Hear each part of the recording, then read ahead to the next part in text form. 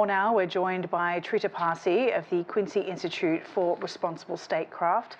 Trita, thanks for joining us on the program. We heard Philip talk about how the war in general has fairly widespread support by Israelis. But what about Netanyahu and his right-wing government? Their support for them has tanked more or less since October 7th. In response to that, it seems like Netanyahu's aiming for political survival by doubling down on his opposition for a two-state solution. Is that also something that Israelis more generally want? How much support does Netanyahu have for his post-war policies? I think, first of all, you're quite correct that the phenomenon that we have seen in Israel is a rallying around the country after the October 7th attacks, but not a rally around the leader effect. So Netanyahu has not in any way, shape, or form benefited in terms of poll support as a result of this attack. On the contrary, a very large number of people blame him for the intelligence failures that enabled Hamas to attack Israel in the first place. When it comes to the two-state solution, I think we should be quite clear. That has lost a tremendous amount of support in Israel for a very long time. It's not news.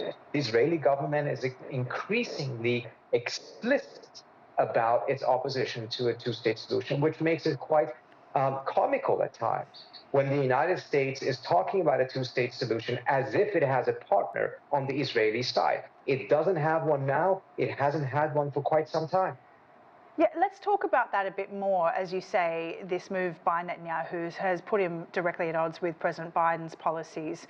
And of course, you know, his most important ally in this war. How closely does Netanyahu need to align Israel with the US in this crisis? Are Washington's warnings about limiting Palestinian casualties in any way influencing the public debate there?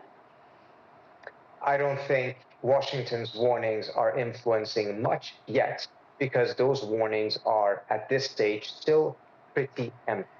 We have not seen the United States put serious pressure on Israel in terms of, for instance, making certain support for Israel at the UN or arms shipments contingent upon the Israelis changing strategy and tactics. We have not seen that type of a pressure. We've seen statements, we have seen commentary. I'm sure that behind the scenes, the commentary and the statements are a bit sharper, but nothing yet that actually amounts to real pressure by actually being willing to withdraw things from the Israelis.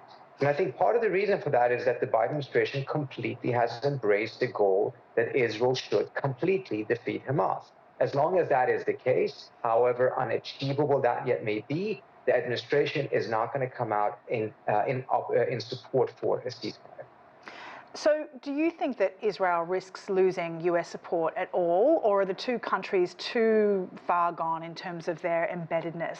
What are the red lines, if there are any at all? Well, it's the difference between whether they lose the support of the countries and the leadership. The Biden administration has already lost a significant amount of support of the American public for his refusal to stop this war, his refusal to support a ceasefire, and his active blocking of it. And this is going to cost them a lot. I think they have reached a point in which they believe that it has cost them so much that even if they shift, they will not be able to bring that support back to them in terms of voters who have abandoned Biden at this point. So it seems like for another month or two, the United States is going to continue to pursue a policy that doesn't have the support of the American public, that doesn't do enough to reduce the escalation risk that actually could bring the US into the war, because Biden committed a huge mistake from the outset, which was to completely and without any condition siding with the Israelis. And as a result, he has lost the flexibility that he needs without paying a high political cost. All right, Trita, thank you very much for your time. Trita Parsi there, Quincy Institute for Responsible Statecraft.